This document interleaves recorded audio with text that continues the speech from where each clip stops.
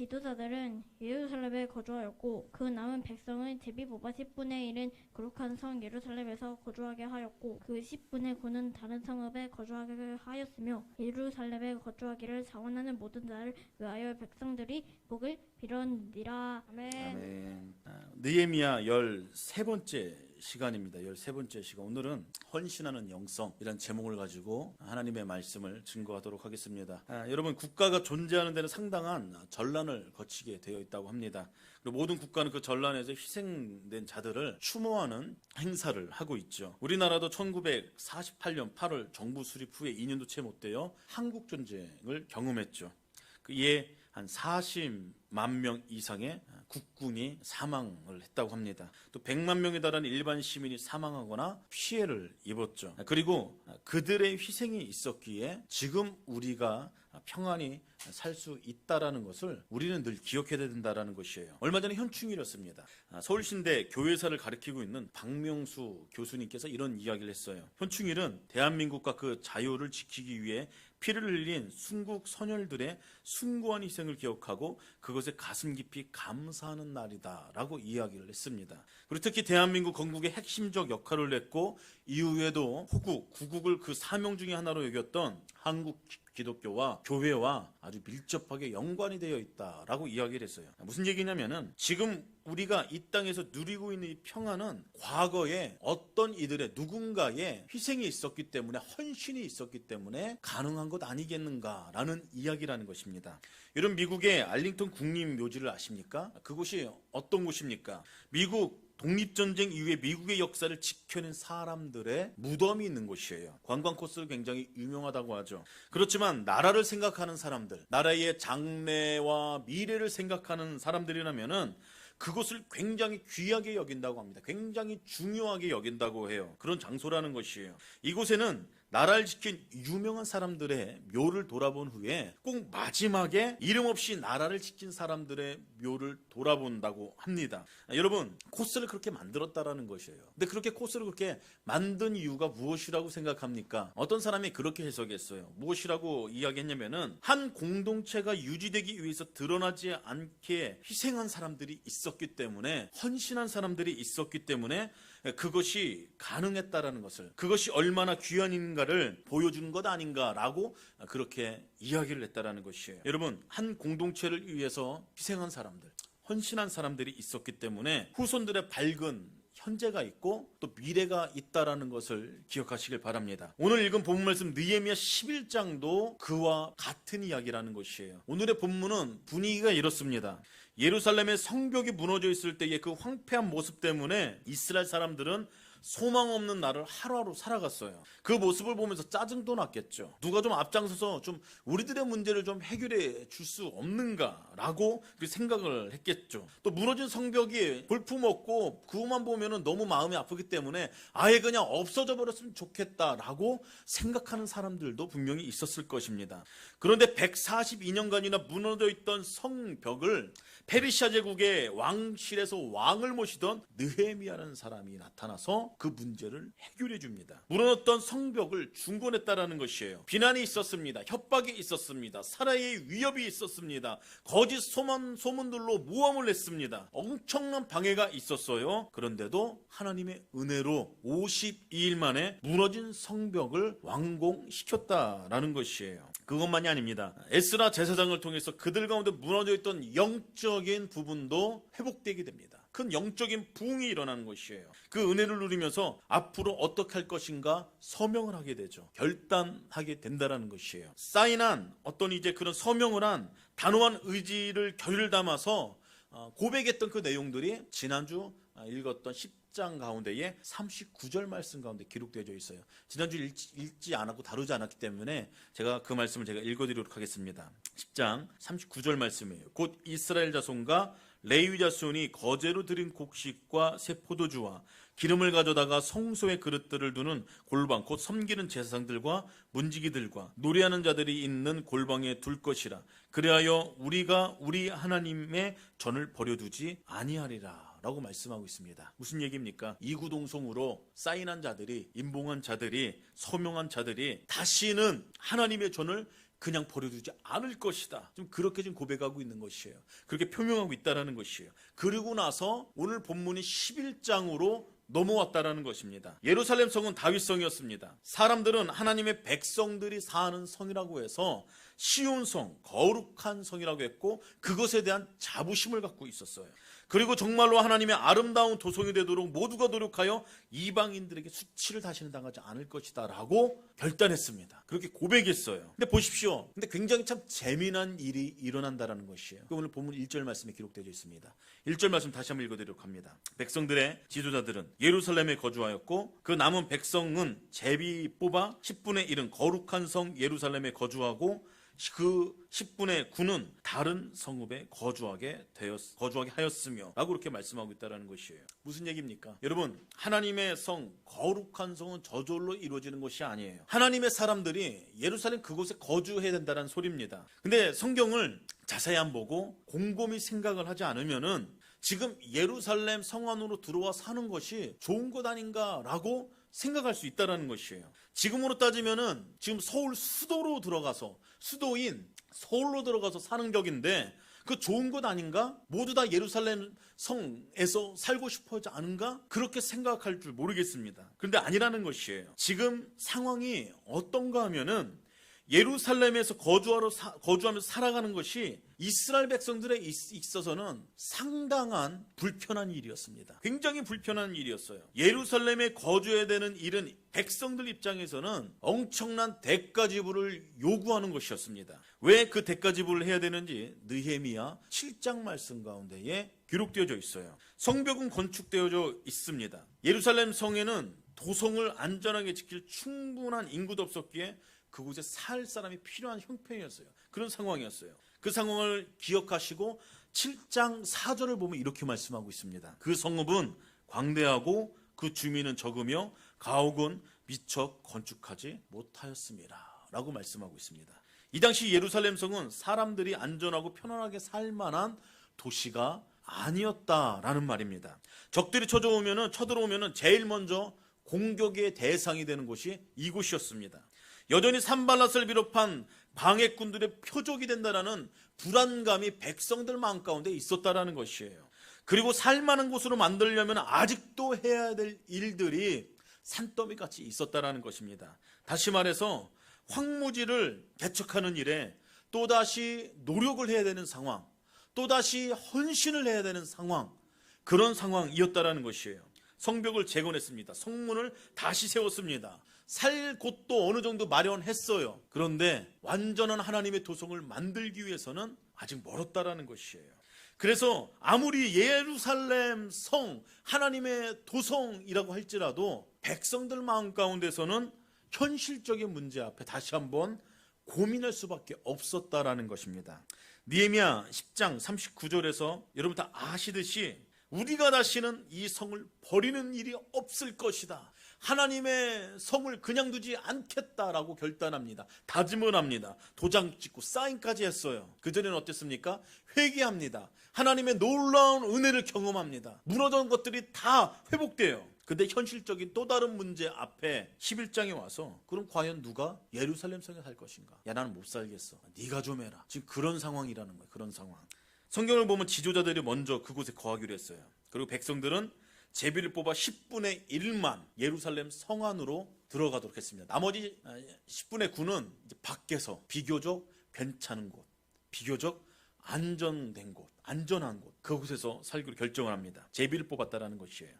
그 당시 제비를 뽑는다는 것은 우울에 맡긴다는 것이 아닙니다. 무슨 의미냐면은 모든 결정권을 하나님께 넘긴다는 의미예요. 그래서 제비 뽑기로 선택된 사람들은 하나님에 의해 선택된 사람으로 반드시 예루살렘으로 이주해야만 한다라는 뜻입니다. 굉장히 불편했겠죠. 그 사람들의 마음속에 어떤 마음이 있었겠습니까? 제비를 뽑은 이유는 지원하는 사람이, 자원하는 사람이 너무나 없었기 때문이에요. 너무나 사람들이 없었기 때문에 제비를 뽑았다는 거예요. 많은 사람들이 자원했기 때문에, 헌신했기 때문에 그랬던 것이 아닙니다. 사람들의 마음 가운데 어떤 생각들이 있었냐면은 이들이 위협하는 그들이 있기 때문에 서로가 그곳을 빨리 빠져나가고 싶어 했다는 것이죠. 그리고 안전한 곳에 정착하고 싶은 마음들이 그들의 마음이었다는 것입니다. 솔직한 거죠. 솔직한 겁니다. 가족들하고 위험한 곳에 살아야 되는데 또다시 헌신을 해야 되는데 누가 그곳에서 살고 싶겠습니까? 예루살렘에 거한 사람의 숫자가 3,044명입니다. 이 숫자가 10분의 1이라면 전체 숫자는 약 3만 명이라는 것이에요. 이 당시에 여자와 아이들을 숫자에 포함하지 않았습니다. 그렇기 때문에 대략 10만여 명이라는 사람들이 이스라엘의 그 땅 가운데 살았다라는 것입니다. 그런데 참 귀한 맘들이 일어났다라는 것을 성경은 기록하고 있어요. 그 2절 말씀에 기록되어 있습니다. 2절 말씀에 보면은 무엇이라고 말씀하고 있어요? 예루살렘에 거주하기로 지원하는 사람들이 일어났다라는 것이에요. 제가 이 말씀을 보면서 이 말씀을 원어로 보면은 이렇게 번역된다고 합니다. 자신의 마음을 정하여 즐거운 마음을 갖다라는 의미를 갖고 있다고 해요. 지금 무슨 얘기냐면은 10분의 1은 제비를 뽑아서 예루살렘에 이주를 하고 또 다른 10분의 9 중에 자원하는 사람들이 생겨서 예루살렘 성으로 들어갔다는 얘기가 아닙니다. 백성들의 마음은 동일했어요. 그 누구도 그 일을 하기 싫었습니다. 부담이 되니까요. 부담이 되니까. 그런데 제비를 뽑아서 결정된 10분의 1의 사람들의 마음을 하나님께서 자원하는 마음으로 바꾸셨다라는 이야기예요. 자신의 마음을 정하여 즐거운 마음을 갖다. 즉 하나님의 역사는 주를 바라보며 억지로라도 헌신하는 사람들에게 그들의 마음을 선한 마음으로 바꾸셨다. 지금 그렇게 상황이 바뀌고 있는 것입니다. 지금 시대로 말하면은 성령께서 강권적으로 역사하셔서 마음을 움직이셨다라고 보시면 됩니다. 우리가 하나님을 섬깁니다. 교회 일을 해 나가기 시작해요. 하나님을 섬기다 보면은 무득불 대가 지불해야 될 때가 있습니다. 불편한 마음을 가지고서도 하나님의 일이기 때문에 그 일을 할 때가 있다라는 것이에요. 근데 억지로라도 그 일을 할 때에 하나님께서 성령께서 그 마음을 강권적으로 역사하셔서 그 마음이 태도가 바뀌었다라는 것이에요. 지금 이스라엘 백성들의 상황이 그렇다라는 것입니다.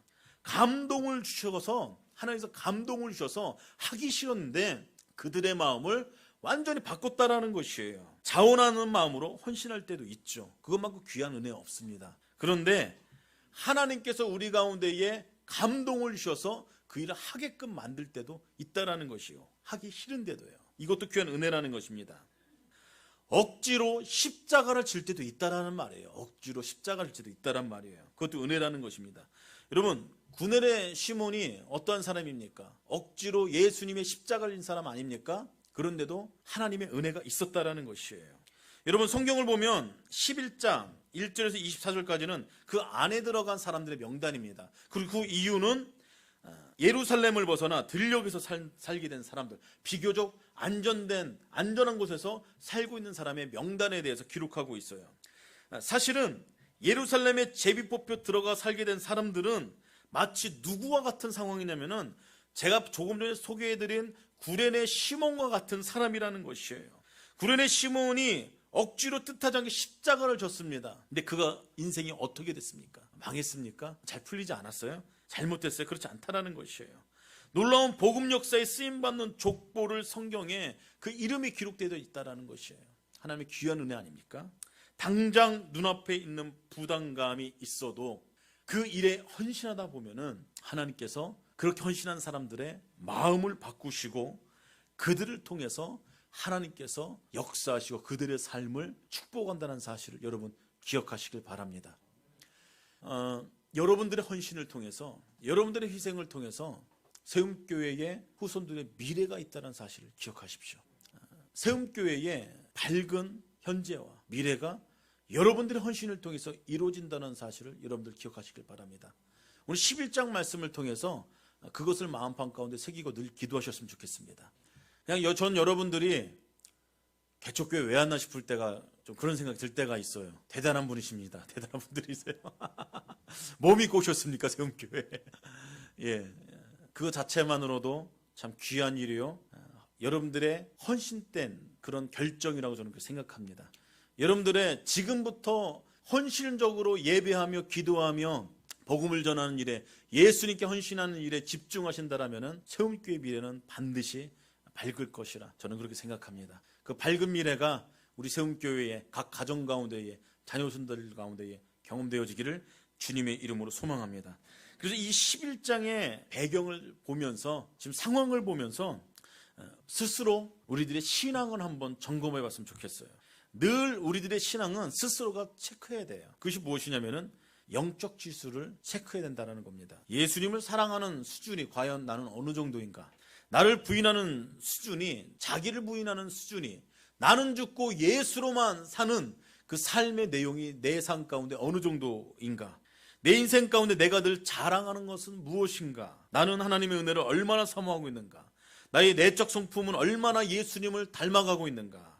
나는 성경을 얼마나 사랑하고 묵상하는가? 우리들의 입술로 감사는 어떻게 하고 있는가? 늘 영적인 지수를 체크해야 된다는 것이에요. 그리고 오늘 설교 제목처럼 나는 과연 하나님 앞에 얼마나 헌신적인 인생을 살아가고 있는가? 그런 부분도 반드시 점검해 봐야 된다는 것입니다. 나의 헌신은 어느 정도인가? 여러분, 헌신이라는 이 단어의 사전적인 의미는 몸과 마음을 바쳐 있는 힘을 다한다, 그런 뜻을 가지고 있어요. 국어사전에 그렇게 나와 있습니다. 그렇다면 여러분, 헌신을 왜 합니까? 그리고 어디에 하는 겁니까? 헌신은요, 좋으면 하게 돼 있어요. 좋으면 반드시 하게 돼 있습니다. 그리고 또 한 가지, 그 일에 가치가 있다라고 생각하면은 반드시 헌신하게 되어 있다는 겁니다. 안 좋으면 헌신 안 합니다. 무가치하다라고 생각되어지면은 사람들은 절대로 움직이지 않아요. 그런데 좋으면은 하지 말라고 하는 것이 헌신이라는 것이에요. 그리고 좋지 않은데 그 일이 목숨을 걸 만한 가치가 있다라고 판단되어진다면은 아무리 힘들어도 그 일에 헌신하게 되어 있다는 것이, 그것이 바로 헌신이라고 하는 것이죠. 헌신이라는 이 단어를 기억하면서 오늘 두 가지 더 기억하셨으면 좋겠습니다. 첫 번째는 가치에 헌신한다는, 가치에 헌신. 한번 따라해 보겠습니다. 가치에 헌신한다. 이런 무엇에 가치를 두고 헌신하십니까? 사도 바울이라는 사람 있죠? 회심하기 전에 어디에 헌신했어요? 어디에 가치를 두었어요? 율법에 가치를 두었어요. 율법에. 거기에 목숨을 걸었습니다. 그래서 그가 했던 일이 있어요. 예수를 믿는 사람들을 감옥에 가둔 일을 했습니다.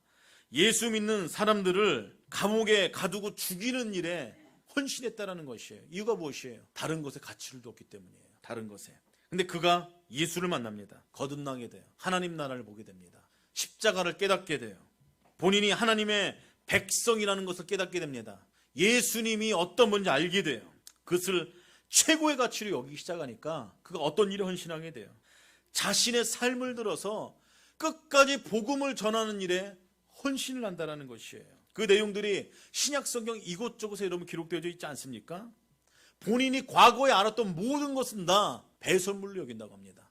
예수 그리스도를 알아가는 것이 가장 소중한 것이요, 가장 고상한 것이요, 가장 귀한 것이라 그렇게 이야기하지 않느냐는 것이에요. 예수를 발견한 다음에 바울은 그분께 모든 것을, 목숨을 드릴 만한 가치를 발견했다는 것이에요. 그래서 그게 가문도 버립니다. 본인이 평생 따라왔던 최고의 가치를 얻었던 율법도 버려버려요. 친구도 버립니다.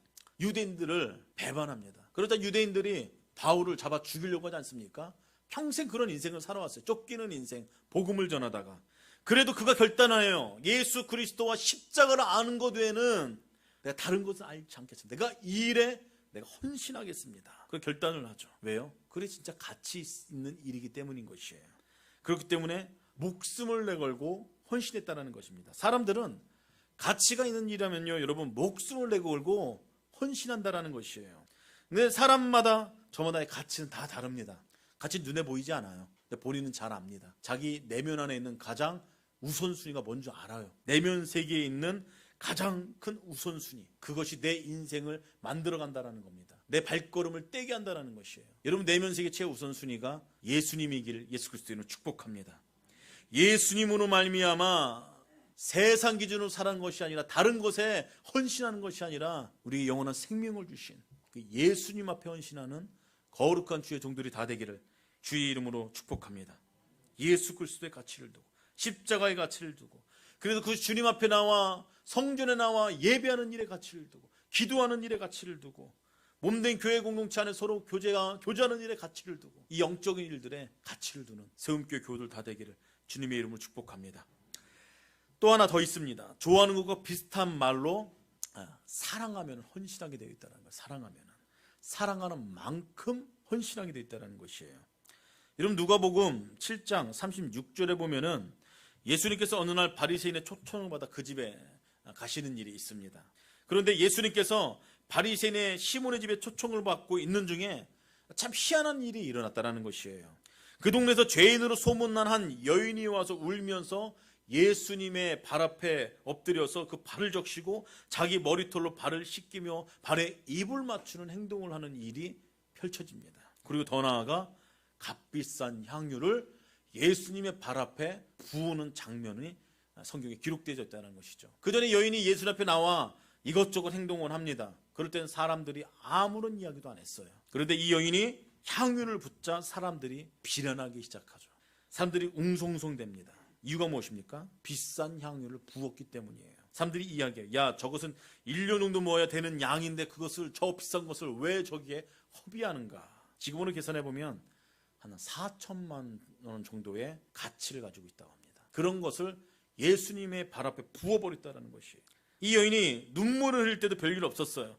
머리카락으로 발을 닦을 때도 별일 없었어요. 값비싼 향유를 예수님의 발 앞에 부으니까 사람들이 여기저기서 웅성성대며 이 여인을 비난하기 시작하죠. 사람들은 아름답고 좋은 일로 보지 않았다는 것이에요. 꼬여진 마음으로 못마땅해서 예수님 앞에 불붙는다는 것이죠. 이 예수란 분이 저 여자가 얼마나 죄인인지 알았다면 저렇게 하지 않을 것이다. 저렇게 못하겠을 것이다. 그것도 모르는 것을 보면 선지자가 아닐 줄도 모른다. 그렇게 이야기할 줄도 모르죠. 근데 예수님께서 그들을 향해서 그들의 마음을 놀랍게 하는 말씀을 던지십니다. 두 빚진 사람이 이야기를 시작하시죠. 빚진 두 사람이 있는데 한 사람은 500데나리온을, 다른 한 사람은 50데나리온을 빚졌는데 둘 다 갚을 길이 없다라는 것이에요. 그런데 돈을 빌려준 사람이 이 두 사람을 불쌍하게 여긴 나머지 이 두 사람의 빚을 탕감했다라는 것입니다. 그 비유를 들려주신 다음에 예수님께서 한 말씀 하십니다. 그렇다면 너희 생각에는 이 둘 중에 누가 저를 더 사랑하겠는가? 대답해봐라. 어떤 사람이 더 행복하겠는가? 대답해봐라. 그렇게 질문을 합니다. 이때 바리새인 시몬이 이야기를 합니다. 더 많이 탕감받은 사람이겠죠 라고 대답을 합니다. 예수께서 그 말을 들으시고 바로 그것이다 라고 말씀을 했다는 것이에요. 이 여자가 너보다 나를 더 사랑하는 것 아니겠는가? 이 여자의 한 일은 더 깊은 존경과 나를 사랑하기 때문에 지금 이렇게 한 것이다 라고 이야기를 합니다. 여러분, 사랑하면은 반드시 어떠한 모양으로든 표출되게 되어 있습니다. 반드시 표현하게 돼요. 사랑하는 그 마음은 어떤 모습으로든지 표현하게 되어 있다는 것입니다. 그렇게 오늘 이 여인은 예수님 앞에 나와서 눈물을 흘렸다는 것이에요. 회개와 진실 어린 마음에 겸손으로 예수님 앞에 울었다는 것입니다. 그리고 머리털로 발을 씻겼다는 것이에요. 여러분, 여성들은 머리카락을 굉장히 소중히 여깁니다. 이 당시의 여인들도 동일합니다. 그런데 이 여인은 그 소중한 머리털로 예수님의 발을 씻겼다라는 것이에요. 더할 바 없는 사랑의 표현인 것이죠. 그리고 거기다 머물지 않고 발에다가 입을 맞췄다라는 것이에요. 자기를 낮추어서 발에다가 입을 맞췄다라는 것입니다. 겸손입니다. 최고의 겸손으로 주님 앞에 나갔다라는 것이에요. 한마디로 자기가 할 수 있는 모든 것을 들여 헌신했다라는 것이죠. 거기에 향유를 붓습니다. 무슨 이야기예요? 자기 인생 가운데 가장 귀한 것을 예수님께 드렸다라는 것입니다. 그래서 예수님께서는 이 여자는 사랑받은 만큼, 본인이 받은 사랑받은 만큼 나에게 표현한 것 아니겠는가 라고 그렇게 주님께서 말씀하신 것이죠. 이 여인이 헌신한 이유는 단 한 가지입니다. 받은 은혜가 크기 때문에. 받은 은혜가. 그래서 헌신은 가치를 발견한 사람이 주님 앞에 헌신하는 것이고, 자기가 좋아하면 헌신하는 것이에요. 자기가 받은 사랑이 얼마나 큰지를 알면은 헌신하게 되어 있다는 것입니다. 사랑하는 성도 여러분, 예수님을 얼마나 사랑하십니까? 예수님을 얼마나 좋아하세요? 그 예수님께 얼마나 큰 가치를 두십니까? 예수님께서 여러분들의 인생에서 얼마나 소중하고 귀한 분이십니까? 예수 그리스도의 십자가가 여러분들의 인생에 있어서 얼마나 큰 은혜이십니까? 예수님의 그 사랑이 얼마나 크게 느껴지시는지요? 여러분, 이 질문에 대답하는 만큼 헌신의 깊이가 달라진다는 것이에요. 여러분, 이 질문에 대답하는 만큼 나의 삶이 주님께 드려지는 그 내용이, 삶의 내용이 달라진다는 것입니다. 이 질문은 예수를 믿고 따르면서 늘 묵상하고 기억하면서 나 자신에게 해야 되는 질문이어야 된다는 것이에요. 오늘 느헤미야 11장 가운데에 사람들이 하나님 앞에 헌신했습니다. 10분의 1의 사람들이 하나님 앞에 헌신했어요. 그들의 헌신으로 말미암아 하나님께서는 이스라엘 공동체를 탄탄하게 하실 것입니다. 귀한 은혜를 부어줄 것이에요. 우리도 동일합니다. 여러분, 예수님 앞에 헌신하는 인생 되십시오. 예수님을 사랑하는 그 깊이가 더 깊어지기를 주님으로 축복합니다. 그 예수님의 사랑을 떠나서 사는 것이 아니라 예수님의 그 사랑의 깊이를 날마다 누리면서 만끽하면서, 그래서 귀한 것들로 예수님 앞에 드리는 거룩한 삶의 여정으로 말미암아 우리 가정이, 자녀손들이, 세움교회가 더욱더 밝은 미래가 경험되어지기를 주님의 이름으로 축복합니다.